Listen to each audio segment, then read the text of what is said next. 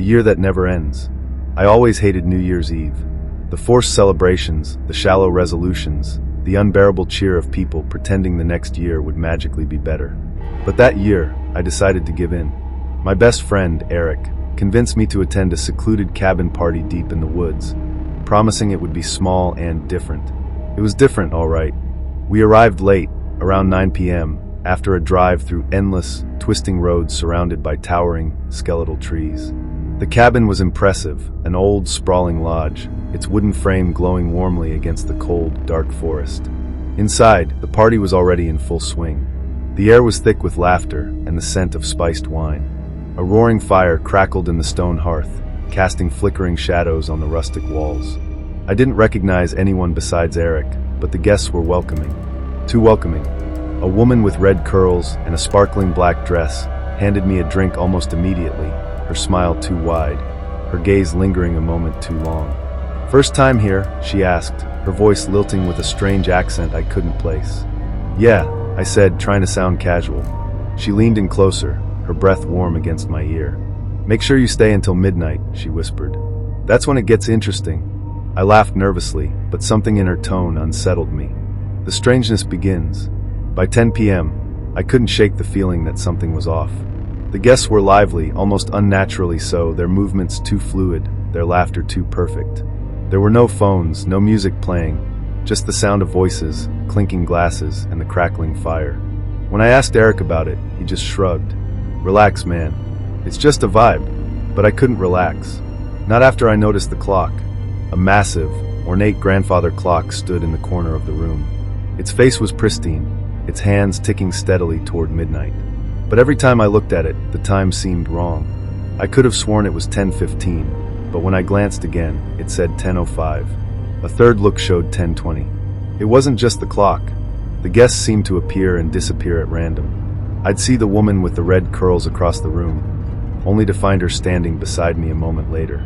One man laughed so hard that his mouth seemed to stretch unnaturally wide, his teeth glinting like sharp glass before he faded back into the crowd. At 11 p.m., I told Eric I wanted to leave. "Come on, you're imagining things," he said, rolling his eyes. But when I turned to argue, I realized Eric didn't look like Eric anymore. His eyes were too dark, his skin too smooth, his voice carrying an edge I didn't recognize. "Just one more hour," he said, his smile spreading unnaturally wide. I backed away, muttering an excuse, and headed for the door. The door that wasn't there. The front door was gone. Where it had been, there was now a solid wall of wood, seamless and unbroken. I spun around, my heart pounding, but no one else seemed to notice. When I tried to ask another guest for help, their face blurred as they turned toward me, their features shifting like melting wax.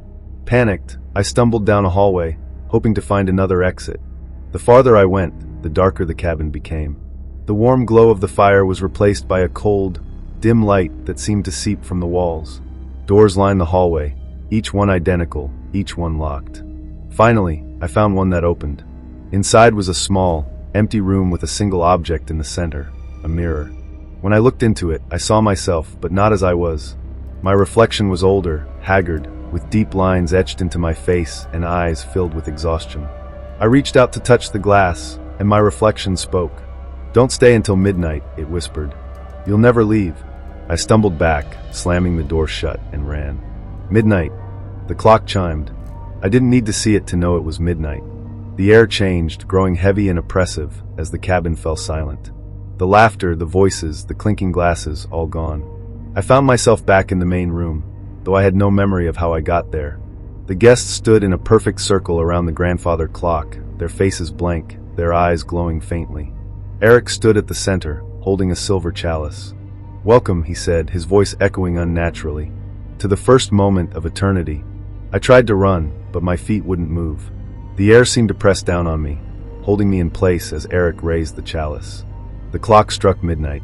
The cabin twisted around me, the walls warping and stretching as shadows poured from every corner. The guests began to chant, their voices blending into a low, guttural hum that made my skin crawl.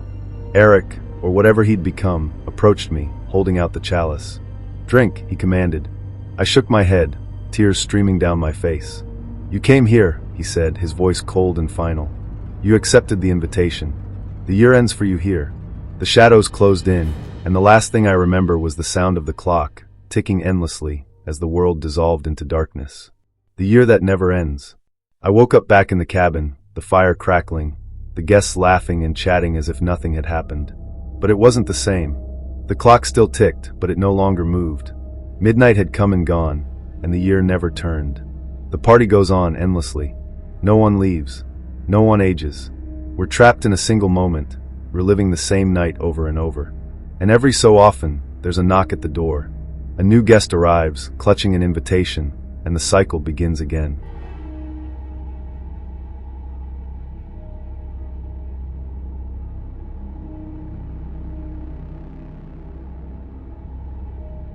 The Forgotten Countdown. It started with the numbers. I was walking home late on December 31st, the streets eerily quiet for a New Year's Eve. Snow fell in lazy spirals, muffling the world around me. My phone had died hours ago, and I'd missed the last train, leaving me no choice but to walk through the empty streets. The first number appeared on the sidewalk ahead of me, written in what looked like chalk. 10. I paused, staring at it.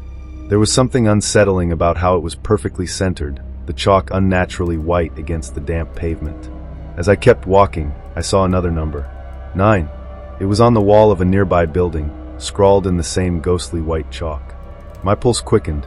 Maybe it was some kind of street art, I thought. A countdown to the new year. But something about it felt wrong. The numbers continued. 8. On the window of a darkened shop. 7. On a snow-covered bench. I glanced over my shoulder, suddenly feeling exposed. The streets were still empty, the snow absorbing every sound. 6. The next number was etched into the trunk of a tree, deep grooves cutting through the bark. It wasn't chalk anymore. It was carved, jagged, and raw. I thought about turning back, but when I glanced behind me, the snow-covered street seemed to stretch endlessly into darkness. I kept walking. The encounter. By the time I saw 5, my nerves were frayed. The number was smeared in something dark and sticky across a brick wall. My breath came in short gasps, the air growing colder with every step. That's when I heard it, a faint, rhythmic tapping. I froze, my ears straining. The sound was coming from up ahead, echoing faintly through the still night. I didn't want to investigate, but the street offered no other path forward. Rounding the corner, I saw her. A woman stood beneath a flickering street lamp, her back to me. She was tall and impossibly thin, her frame draped in a tattered black coat. One hand clutched a long stick, which she tapped rhythmically against the pavement. She didn't move, didn't turn, but I felt her eyes on me. "Excuse me," I called out, my voice trembling. "Do you need help?" Her tapping stopped. For a long moment, there was silence. Then she turned slowly, her head tilting at an unnatural angle. Her face was pale, her features sharp, her eyes sunken and hollow. "Not yet," she said, her voice soft and raspy. "But soon." I took a step back, my instincts screaming at me to run. "Soon for what?" I managed to ask. She smiled, revealing teeth that were far too sharp. "For you," she whispered. Before I could react, she raised the stick and pointed behind me. I turned instinctively, and my heart nearly stopped. 4. The number was written in the snow at my feet, fresh and glistening. When I spun back around, the woman was gone. The chase. Panic overtook me. I broke into a run, my feet slipping on the icy pavement. The world around me felt wrong, the streets stretching unnaturally long, the buildings looming like silent sentinels. The numbers kept appearing. 3, spray-painted in red on a street sign. 2, burned into the snow, the edges of the number blackened and smoking. The tapping sound returned, louder now, echoing from everywhere and nowhere at once. I turned a corner and skidded to a halt. The woman was there again, standing in the center of the street, her head tilted as if in curiosity. Behind her, the numbers 1 and 0 glowed faintly in the snow, their edges pulsating like embers. "You've come so far," she said, her voice carrying an unnatural weight. "Who are you?" I demanded, my voice shaking. She smiled again, and for a moment her face flickered, revealing something monstrous beneath. "I am the ending," she said simply. "And the beginning." I took a step back, but the world seemed to close in around me. The tapping grew deafening, the ground beneath me vibrating with its rhythm.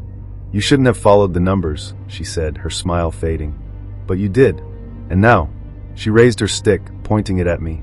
"It's your turn." Midnight. The world went dark. When I opened my eyes, I was standing beneath the same flickering street lamp. The woman was gone. At first, I thought I'd imagined everything, but then I noticed the chalk in my hand. It was pure white, impossibly cold, and as I stared at it, I felt a compulsion I couldn't resist. I crouched down and wrote, 10. The tapping started behind me, and I understood. I was part of the countdown now.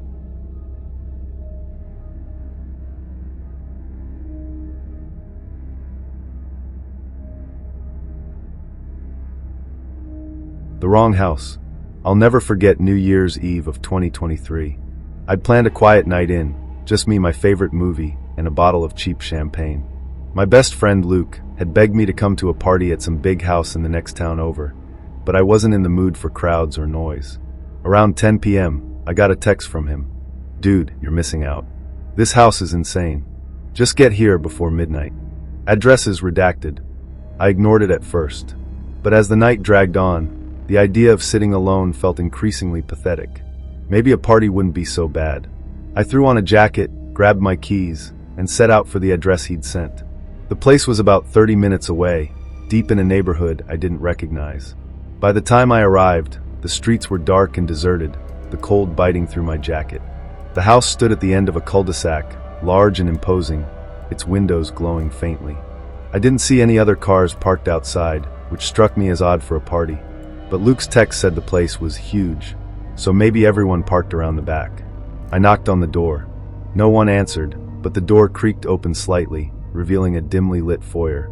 I could hear faint music coming from somewhere inside, so I figured the party must have been in full swing, and they just couldn't hear me. Hello, I called out, stepping inside. The air was stale, and the interior was eerily quiet apart from the faint music. The place was massive, just like Luke had said.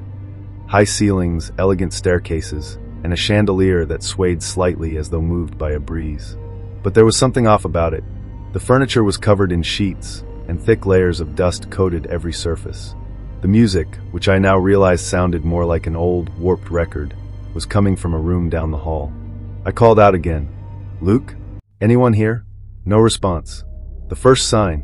I pulled out my phone to text Luke, but there was no signal. Frustrated, I decided to follow the music. The hallway stretched longer than it should have, and the farther I went, the darker it got. The walls were lined with old, faded portraits of people whose eyes seemed to follow me as I walked by. Finally, I reached a door at the end of the hall. The music was louder now, distorted and eerie. I hesitated before pushing it open. Inside was a large living room with a fireplace that looked like it hadn't been lit in years. The music was coming from a record player in the corner, its needle scratching against the spinning vinyl. The room was empty. I turned to leave, but the door slammed shut behind me. My heart leapt as I yanked at the doorknob, but it wouldn't budge. Then the music stopped. For a moment, there was silence. And then I heard it, the sound of footsteps, slow and deliberate, coming from the floor above me. Luke, I called out, my voice shaking. No answer. The figure. I backed away from the door, my eyes darting to the staircase visible through a doorway to my left. The footsteps grew louder, descending slowly. That's when I saw a shadow, a tall, lanky figure stepping into view. Its movements were jerky, unnatural, as though it was struggling to control its own body. Who's there? I demanded, trying to sound braver than I felt. The figure didn't respond. It just stood there, its head cocked to one side. I grabbed a heavy candlestick from the fireplace mantel, clutching it tightly as the figure began to move again, stepping closer. Stay back, I shouted. It stopped. Then in a low, guttural voice it spoke. You're in the wrong house. Chills ran down my spine. I'm looking for a party, I stammered. My friend sent me the address. The figure tilted its head further, its neck cracking audibly. There's no party here, it rasped. The next thing I knew, the record player started up again, the warped music blaring at full volume. The figure darted toward me, its limbs flailing unnaturally fast. I screamed and swung the candlestick, hitting nothing but air. The escape. I don't remember how I got out of that house. One moment I was cornered, the next I was running through the snow-covered cul-de-sac, my breath fogging in the freezing air. I didn't stop until I reached my car, fumbling with the keys as I glanced over my shoulder. The house stood silent and dark, its windows blank and lifeless. When I finally started the engine and peeled out of there, I felt a wave of relief, until my phone buzzed. It was a text from Luke. Dude, where are you? Party's at 125 Elm Street, not 123. Hurry, You're gonna miss the countdown. I stared at the message, my blood running cold. I'd gone to the wrong house. But that didn't explain what I'd seen, what I'd heard. Even now, I can't shake the feeling that something followed me. Sometimes, late at night, I hear that warped music faintly, as if it's coming from somewhere just beyond the walls. And every New Year's Eve, I get a text from an unknown number. You're in the right house now.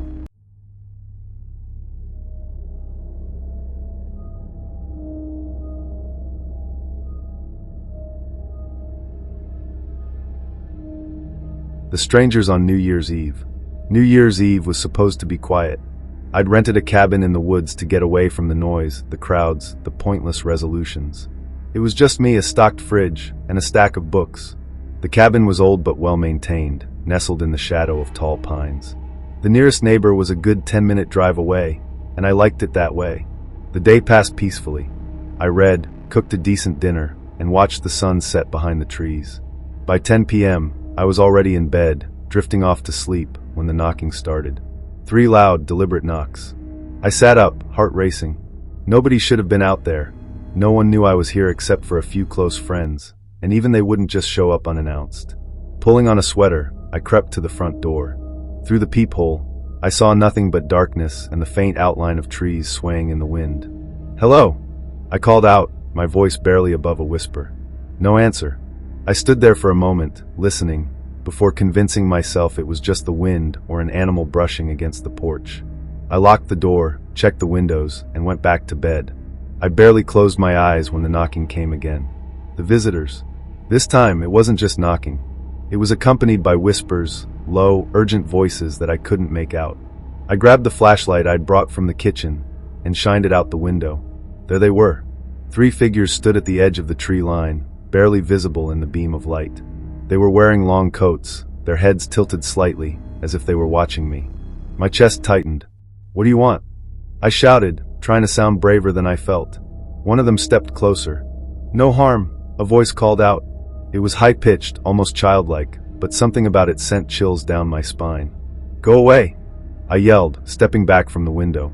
The figure froze, then slowly tilted its head again, as if considering my words. "We can't," it said simply. I turned away and grabbed my phone, dialing 911. The call didn't go through, no service, of course. When I turned back to the window, the figures were gone. The countdown. I spent the next hour pacing the cabin, every creak and groan of the old wood making me jump. Midnight was approaching, and my nerves were fraying. Just as I started to think the strangers had left, the knocking returned. Louder this time, more insistent. I backed away from the door, clutching a kitchen knife. "Please," one of the voices said, muffled but clear. "Let us in. It's almost time." "Time for what?" I shouted, my voice cracking. There was silence for a moment, then the voice responded. "The new year." I glanced at the clock on the wall. It was 11:59. The air grew heavy, the kind of oppressive weight that makes it hard to breathe. I felt a presence behind me and spun around, but the cabin was empty. The clock ticked loudly, each second stretching longer than it should. Then, as the second hand approached midnight, the whispers came from everywhere at once, filling the room. "Join us," they chanted. Midnight. The clock struck 12, and the power went out. The cabin plunged into darkness, the only light coming from the pale glow of the moon through the windows. The whispers grew louder, closer, until they felt like they were inside my head. I ran to the door, ready to face whatever was outside, but when I opened it, the strangers weren't there. Instead, the forest was alive.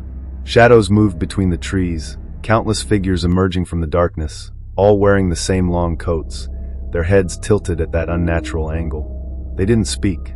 They just stared, their eyes glowing faintly in the moonlight. I stepped back into the cabin, slamming the door and locking it. But it didn't matter. They were inside. The new year. I don't know how long I've been here. The cabin looks the same, but the world outside is wrong. The sun never rises, the forest stretches endlessly, and the whispers never stop. Every so often, there's a knock at the door. I don't answer it anymore. But deep down, I know it doesn't matter. It's almost time again, and soon someone else will join us.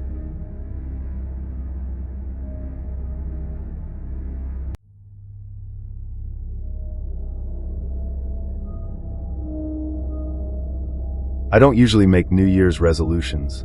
They always felt pointless, empty promises to do better, to be better. only to break them by February. But this year was different. This year, my resolution was simple: stay alive. It started when I found the note. December 30th, 11:45 p.m. I'd just gotten home from work, exhausted and ready to collapse into bed, when I noticed an envelope on my kitchen table. My name was scrawled across the front in jagged, unfamiliar handwriting. I live alone. I didn't remember leaving the door unlocked. My chest tightened as I opened the envelope. Inside was a single sheet of paper, the words hastily scribbled in red ink. You have until midnight tomorrow. Do everything you can to survive. I stared at the note, my heart pounding. It had to be a prank, a sick joke. But as I turned the paper over, something fell out, a small photo. It was a picture of me sitting on my couch, watching TV. The photo had been taken from outside my living room window. I called the police immediately. They sent an officer to check the place, but nothing seemed out of the ordinary. No signs of forced entry, no footprints outside. The officer said it was probably just a prank. I wanted to believe him. December 31st. The next morning, I woke up to another note, taped to the inside of my bathroom mirror. 11 p.m. Be ready. The red ink was smudged slightly, as though it had been written in a hurry. My hands trembled as I ripped it off the mirror. I called my best friend, Matt, and told him everything. You need to leave, he said, his voice urgent. Come stay with me for the night. I packed a bag and drove straight to his apartment, trying to shake the growing sense of unease. Matt lived in a high-rise downtown, with security cameras and a doorman. If I was safe anywhere, it was here. For most of the day, things felt normal. Matt and I hung out, played video games, and tried to laugh it off. But as the hours ticked by, I couldn't shake the feeling that someone was watching me. At 10:45 p.m., my phone buzzed. It was a text from an unknown number. Time's almost up. My stomach dropped. I showed the text to Matt. He grabbed his phone, ready to call the cops again, but before he could dial, the lights in his apartment flickered and went out. The shadows. We froze, the room plunging into darkness. The only light came from the dim glow of the city outside. What the hell is going on? Matt whispered. A soft tapping sound echoed from the front door. Tap, tap, tap. We stared at each other, neither of us daring to move. Then a voice, low, distorted, and wrong. Open the door. Matt grabbed a kitchen knife and gestured for me to stay back. Slowly, he approached the door, peering through the peephole. There's no one there, he said, his voice shaking. The tapping grew louder, more insistent. I backed away, my pulse racing, until my foot hit something. Turning, I saw another envelope on the floor, identical to the first. I didn't see how it got there. With trembling hands, I opened it. Inside was another photo, this time, of Matt and me sitting in his living room, just minutes earlier. The angle was impossible, as though it had been taken from inside the apartment. I didn't have time to process it before the door to the bedroom slammed shut, the sound echoing through the darkened apartment. Matt ran to open it, but the door wouldn't budge. Get out, the distorted voice hissed, seeming to come from everywhere at once. Midnight. The clock struck 11:59 p.m. The air grew heavy, oppressive. Shadows danced along the walls, stretching and twisting as though alive. Matt screamed, stumbling back as something slammed against the locked bedroom door. I grabbed his arm, pulling him toward the front door, but it wouldn't open. Who are you? I shouted into the darkness. What do you want? The voice laughed, a deep, guttural sound that made my skin crawl. Survive, it whispered. The shadows converged, growing darker and larger until they filled the entire room. Matt's screams were cut off as he was pulled into the void, his body vanishing into the writhing black mass. I was alone. The clock struck midnight, and everything went silent. The aftermath. When I opened my eyes, I was back in my apartment. The lights were on, the door was locked, and the notes were gone. For a brief, disorienting moment, I thought it had all been a nightmare. But then my phone buzzed. Another unknown number. Congratulations. You made it. Same time next year. The message was accompanied by a photo. It was me sitting on my bed, staring at my phone. And in the corner of the photo, barely visible, was a shadow. Watching me. Waiting.